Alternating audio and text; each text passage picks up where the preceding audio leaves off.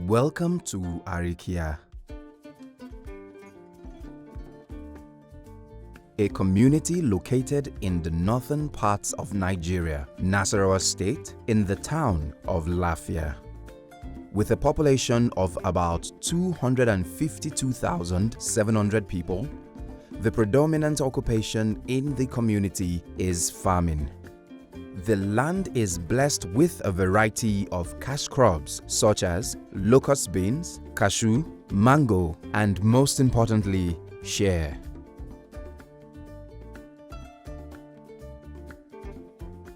With a growing population in Nigeria, demand for timber, charcoal, and firewood continues to soar, and the tree population is being depleted, visibly causing deforestation. Arikia is not left out.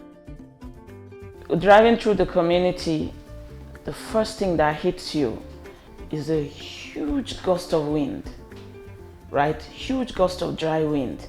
But there are wind cheaters in the form of the trees to cheat the wind as it comes. But you notice that as you drive through, you find some mango trees have been just chopped off without any recourse. You find shea trees on the trail, both left and right. Some have been cut off, some don't look proper because maybe a branch was roughly cut off. They told me something. They said the taste of the tree when used to cook gives a different taste to the meal. Without replacement being planted, deforestation, land degradation, high carbon imprint, and the irreplaceable loss of revenue would continue because of the loss of these trees, especially the shea tree. The women are there looking somehow, not knowing that they are sitting on gold. I want the women to know that what they are sitting on can take care of them and their children and their community for generations to come. The SIGF and its partners have come up with a viable solution that will conserve no less than 100,000 shea trees, provide an alternative source of power, and create an economic nexus with the conserved area in the Arikia community, while empowering the women to leverage shea trees. Come up with a strategy that will help the villagers for these trees to continue to regenerate for the community's use and for the women especially. So I'm here to train the women on wide collection. So this is about shea nut collection. So they have to know the requirements for compliance and also the sustainable harvest plan. So basically this is what I am here to train them on. What we will be talking about this afternoon is the wide collection and also the sustainability of the harvest, that we can harvest this year, harvest next year, and continue to harvest till our children will also come and harvest.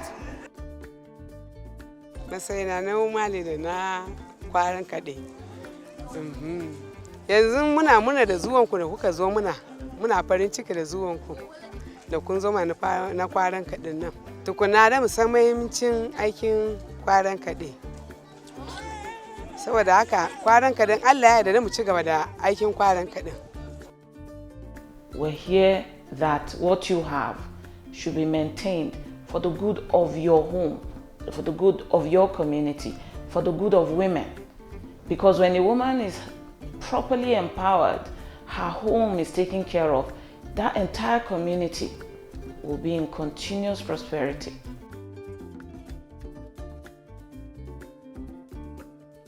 As you can see, we have the platform here. You have the storage too. And over there you have the proposed factory to be built, which we have started. Next to the building is the factory. The factory has the reception area. It also has a changing room. You also have the production halls, which will house all equipment. All equipment they will use in the production of this shea. So, and that is all inside the factory over there. So right now we are standing on the sorting platform. So once this place is fully operational, you see that you bring employment to people in this community, and you also help avoid or reduce deforestation.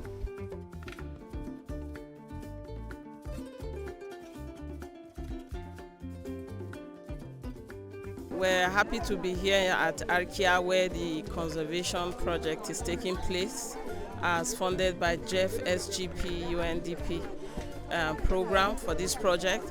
As you can see, even when we came, the Emir still reiterated that the space has been given for this work of conserving not just the shea butternuts, but also the land as it is.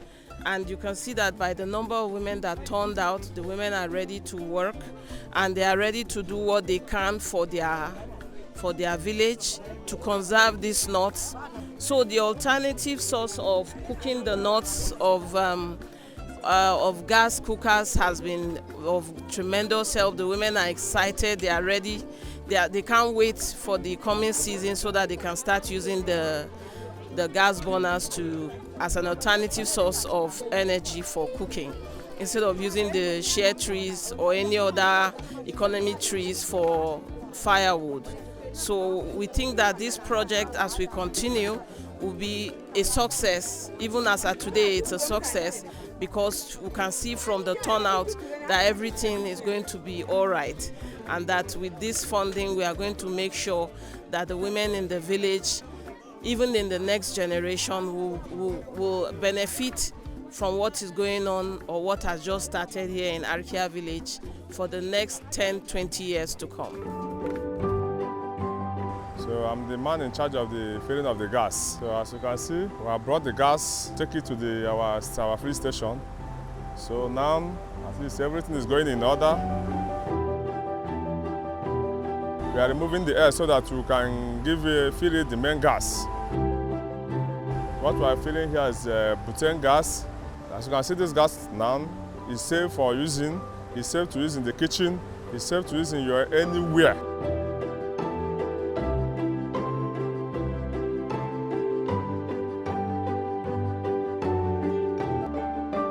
I see this day that my Oga upgrade my village.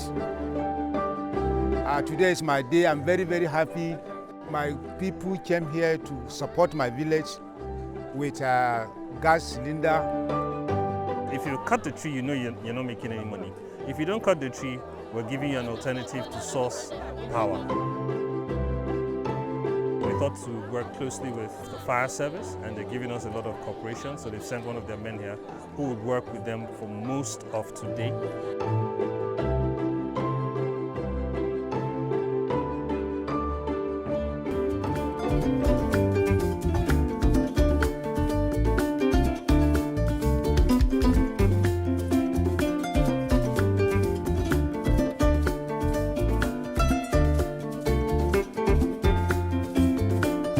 The village for the first harvest, what we found out was the community will be needing water, because we have to use water from the river where it is purified, and then or sometimes straight from the river if it's not too tumbled.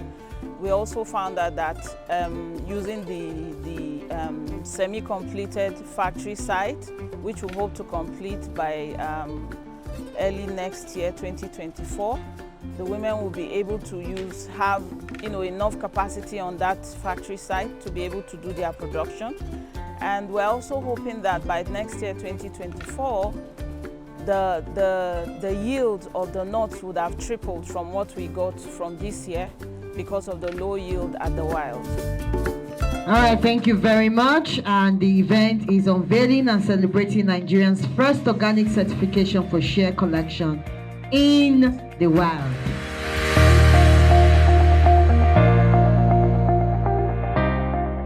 My name is Priscilla Akpasin-Wosu. I'm the co-founder of Shea Integrated Global Foundation. The impact this will have as a country is first that we have premium product. Now we can sell our product at premium price, and so the women make even more money because We are following organic protocols. We are now certified organic, and so this product can now sit at the same shelf where you have other organic certified products.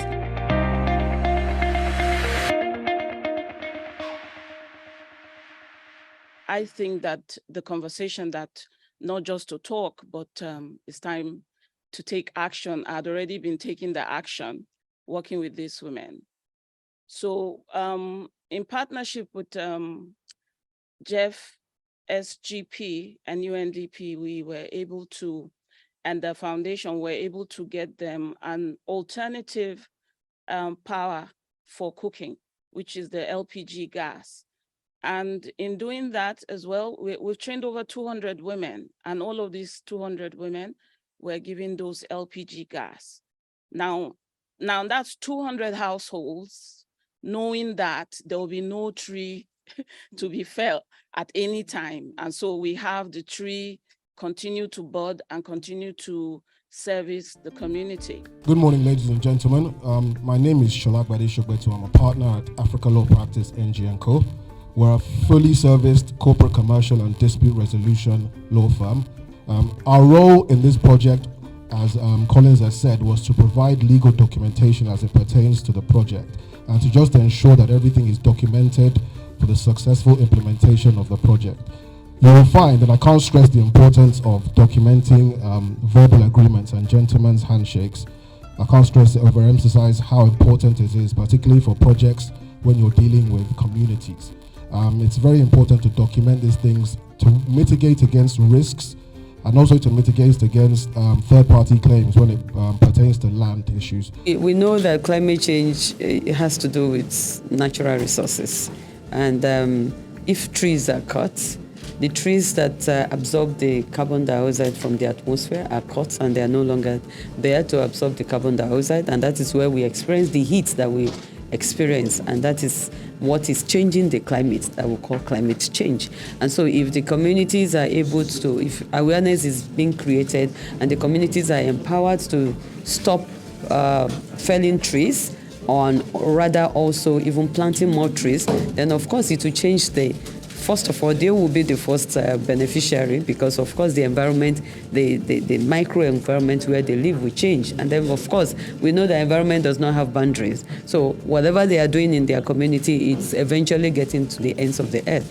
And so it's affecting in their own little way, they are contributing to the issue of addressing climate change, either through adaptation or mitigation. We are supporting this project with $50,000 US, which is part of our regular funding process, and we work through NGOs, which SIGF is one of the NGOs, environmental NGOs in Nigeria, and so we work through them to give them funding to address environmental issues that will also have positive impact on the livelihood of the people. Issue of information contractors. I stand here representing the Honorable Commissioner of the organization. From what I heard and by my simple knowledge of what is going on here, if I should relate it to the mandate of our ministry, I think we are great partners. There are ways to collaborate together to see that the project bears light. My name is Mr. Abubakar Adamu Ibn Sardanan Arika, representing His Royal Highness Al-Haji Abbas Osman Baba, Serkin Arika. My opinion as regards to this program is that Arika community has greatly empowered by this program of Shea Trees project. With the coming of this Shea project, I think the community, that's especially the women, are mostly empowered. I think by the project, they are able to sustain their livelihood individually and collectively in the community. I'm Felicia Voki. I work with the Office of the Head of Service, Life Here, and Administrative Officer. I support the empowerment of shea butter in the lives of our women in Nasarawa State. Arika has been enjoying this for a very long time. And the project is here to help women in the society and in their homes to be able to take care of one or two things without waiting for the men to do things for them. So I think it is a welcome development, and we pray it goes around other communities so that women will be able to benefit from that. Thank you very much. Dr. Itodo Daniel, Nigerian Export Promotion Council, Head, Product Development and Marketing. We thank the coordinator of this foundation that have taken the bold step to empower these women through Shea butter. And as Nigerian Export Promotion Council, we are here to give them every necessary support in terms of certification of products and export requirements on the product. On behalf of the Shea Integrated Global Foundation, the Jeff SGP UNDP team, and the entire project team, we wish you a bountiful, prosperous new year of more collaborations, contributions, and sponsorship. Have a lovely year.